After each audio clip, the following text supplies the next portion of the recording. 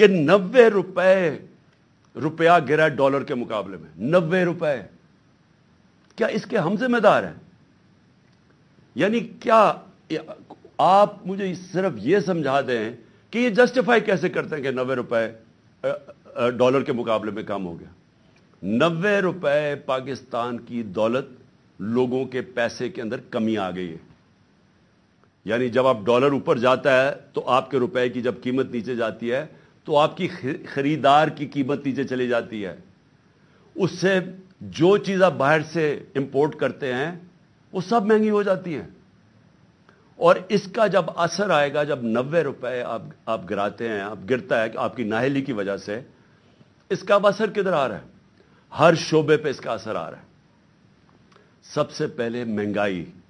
आज लोगों का सबसे बड़ा मसला महंगाई बन चुका है। लोग, तनख्वाहदार लोग आज सोचते हैं कि उनकी तनख्वाह में कैसे गुजारा होगा, और अभी पूरी महंगाई आई नहीं है। अभी तो असर, ये जो आखिरी 35 रुपए गिरे हैं, अभी इसका असर नहीं आया। अभी तो जो पेट्रोल और तेल की कीमतें बढ़ी हैं, जो इन्होंने पेट्रोल और डीजल बढ़ाया है 35 रुपए लीटर, अभी ये और बढ़ना है, क्योंकि जो रुपया गिरा है इसका अभी आपको असर आएगा, क्योंकि जो बाहर से चीजें महंगी होंगी। और ये कैसे मुझे बता सकते हैं कि 16 अरब डॉलर के रिजर्व छोड़ के गए थे, आज 3 अरब डॉलर के तकरीबन रह गए? तो क्या इसकी 9 महीने में ये हुआ है? तो फिर से मैं कहता हूं, कौन सी क़यामत आई थी कि मुल्क को यहां पहुंचा दिया? और मैं आवाम को बताना चाहता हूं कि अभी जो महंगाई है हमारे दौर में, जो कि अवाम को, लोगों को इफेक्ट करती है, उसे कहते हैं सेंसिटिव प्राइस इंडेक्स। खाने पीने की चीजें जो घरों में, आपकी किचन में, आपको जो आम लोग, जो सफेद पोश, जो तनख्वाहदार, जिसको लोअर मिडिल क्लास कहते हैं, जो मजदूर हैं, उनको सबसे ज्यादा इफेक्ट करती है, जिसको कहते हैं एसपीआई, सेंसिटिव प्राइस इंडेक्स।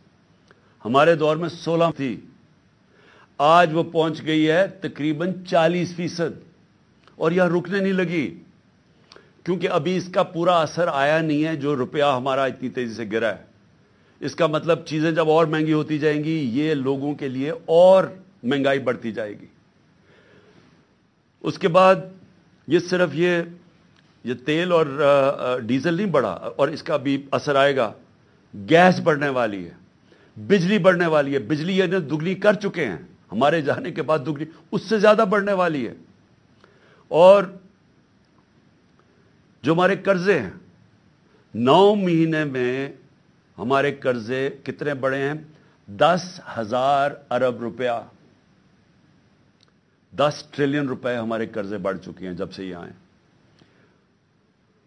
और इन्होंने क्या किया? एक कारनामा किया, अपने सारे करप्शन के केसेस खत्म कर दिए। अवाम का इन्होंने जो हाल किया वो आप सबके सामने है। अवाम को धकेल दिया उधर जिधर 8 लाख हमारे प्रोफेशनल्स मुल्क छोड़ के चले गए हैं, उम्मीद खो बैठे हैं। अवाम उधर पिसी हुई है, और इन्होंने 1100 अरब रुपए के अपने करप्शन केस खत्म किए। इनको ना फिक्र थी दहशतगर्दी की, ना इन्होंने उसके ऊपर टाइम लगाया। मायशत की इनको समझ नहीं थी, और ये जो इनकी नाहली थी वो सामने आ गई है। और अपना सिर्फ जिधर कामयाबी से, जिस काम के लिए आए थे, अपने सारे करप्शन के केस खत्म कर दिए, जिसको हम NRO 2 कहते हैं। जो मुल्क से एक गद्दारी की थी जनरल मुशर्रफ ने, जब इनकी चोरों की बड़ी चोरी माफ की थी 2008 में, और एक ये दूसरी जनरल बाजवा ने ये जो इनको NRO 2 दिया है, ये सबसे बड़ी गद्दारी है कि आज दरवाजे खोल दिए हैं बड़ी चोरी के, व्हाइट कॉलर क्राइम के दरवाजे खोल दिए हैं, क्योंकि नैब तो इन्होंने खत्म कर दिया, FIA खत्म कर दिया। उनका सिर्फ काम है सियासी इंतकाम लेना। और मैं जो तीसरी आज चीज बात करना चाहता हूं, 3 चीजों पे मैंने आज बात करनी थी। पहले दहशतगर्दी पे कि वो हमें जिम्मेदार ठहरा रहे हैं, और दूसरा ये मायशत पे, वो नीचे गए, वो हमें जिम्मेदार ठहरा रहे हैं। नहीं इतनी साजिश करनी थी, अगर नई कैपेबिलिटी थी तो ना करते। तो आज आके आप اپنی چوری معاف کروا لیں لیکن جو سارا ملک تباہی کیا وہ ہمارے پہ ڈال دیں. جو تیسری چیز ہے وہ اسی وجہ سے وہ ہے الیکشنز. اب میں یہ بتاؤں کہ ہماری پنجاب اور پختونخوا میں حکومتیں تھیں, 66% پاکستان ہمارے نیچے تھا.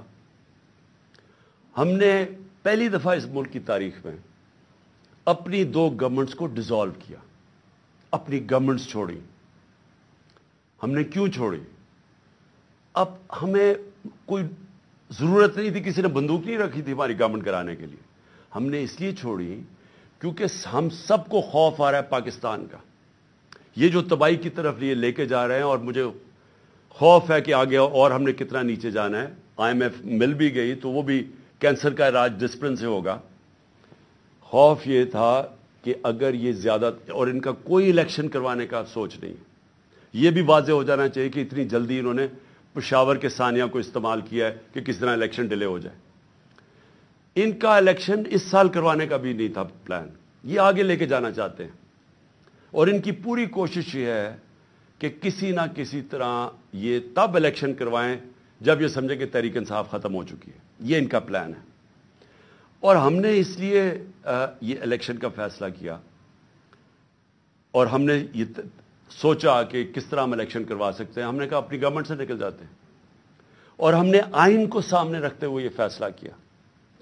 آئین کے اندر بڑا واضح ہے, اس میں کوئی ابہام نہیں ہے, کوئی بھی اس کے خلاف نہیں جا سکتا.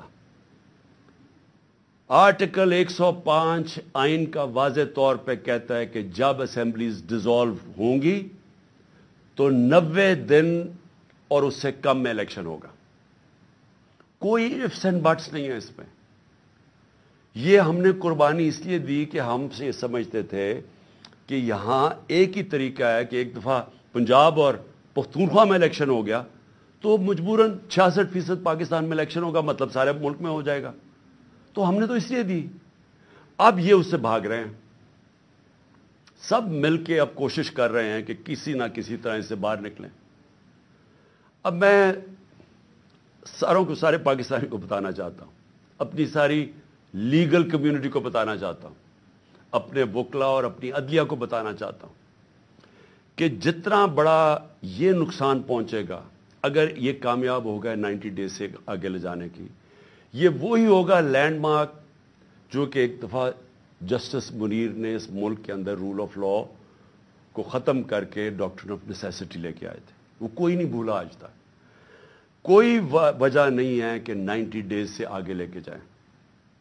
یہ کہیں گے کہ جی ہو دہشت گردی ہو گئی.